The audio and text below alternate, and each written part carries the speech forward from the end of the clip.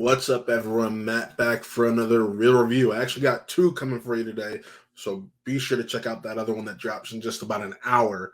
But the first movie I'm here to talk to you about is one I'm actually really excited to talk about because it is none other than Alexander Payne's The Holdovers.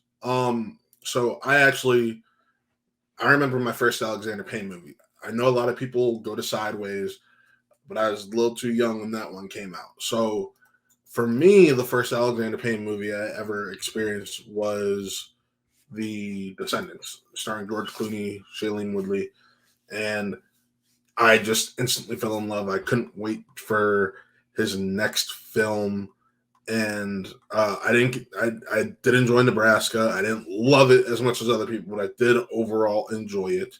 Um, but I just Downsizing was a miss, let's be honest.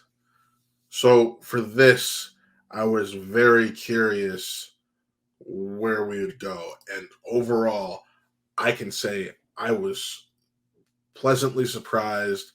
This is one of the stories of heartbreak, joy, unlikely friendship, and it's all tied together by this amazing cast led by Paul Giamatti. Uh, I do want to say I love Paul Giamatti in this film. He is a cranky old curmudgeon type teacher at a boarding school, and after having a coworker screw him over, he's now the one stuck staying over the holidays with the students who aren't able to go home, and uh, ultimately it turns into, after certain things, it turns into one student who has a penchant to be a smartass.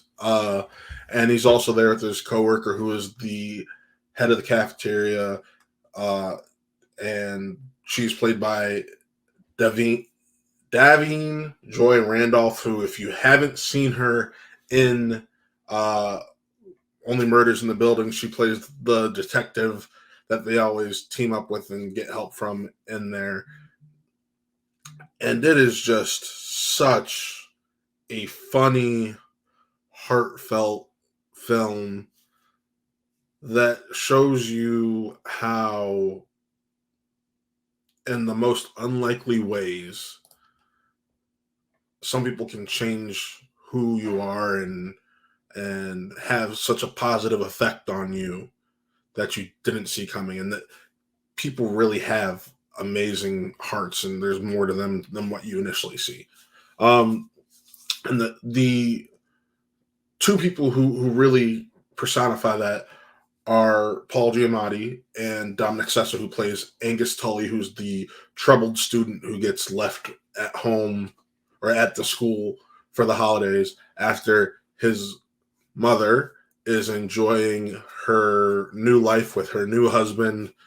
And there are so many layers to that story that it's one of the heartbreaking factors of this movie is learning slowly by slowly the true layers of why Angus is the way he is, and what that does to him, and uh, that allows Paul Giamatti's teacher Paul Hunham to open up to Angus and Mary, who just recently lost her son to the war, um, and how she's doing in life and how she's handling that. It's her first Christmas without her. This is a holiday film. It's kind of a sad holiday film, but it is a holiday film and in the Christmas spirit.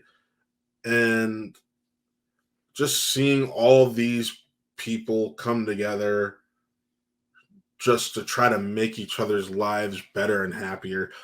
That was such a beautiful story to me. I loved the direction. I do want to say the cinematography was just absolutely fantastic. Alexander Payne uh, visually decided to go with, it looks like film.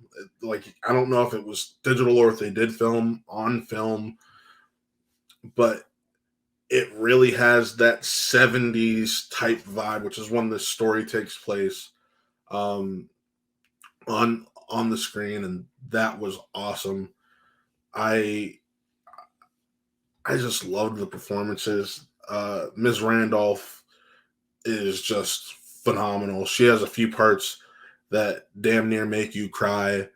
Um, and the more you learn about Paul Hunham, the professor played by Paul Giamatti, he's while he may seem like this curmudgeon, there's a reason he's this way, and it's just heartbreaking. And you can see how much he actually does care. He is one of those professors that isn't going to take any shit from anyone just to make the parents happy. He gives students the grades they deserve. He doesn't want to follow the considering he is at this prep school, Barton Academy.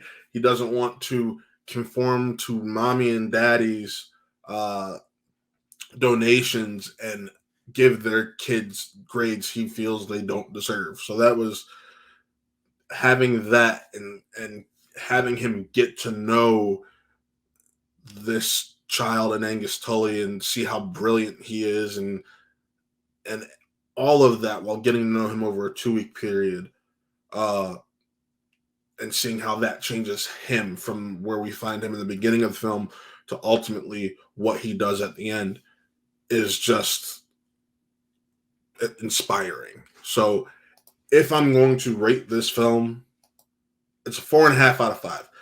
My only complaint is it felt a little too long, and there were certain things I felt didn't resolve in the way that you would expect them to, in terms of, oh, it's only that seems a little bit light, or so on and so forth in that way. So the Holdovers, what do you think? Check it out. It is expanding this weekend. So I know the Cleveland market gets it this weekend. It's already been playing in markets like LA and New York. So if you've already seen it, let me know what you think in the comments.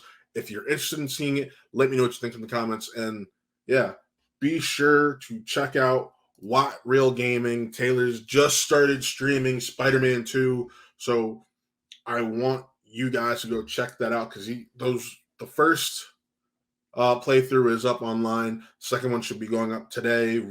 I think probably around noon to 2 o'clock, somewhere in between there.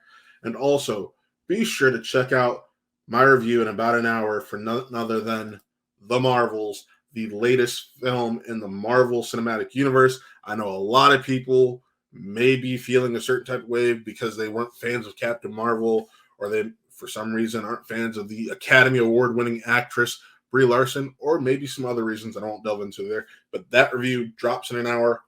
Go check that out when it drops. But until then, folks, signing off, I'm Matt, and this was another Real Review.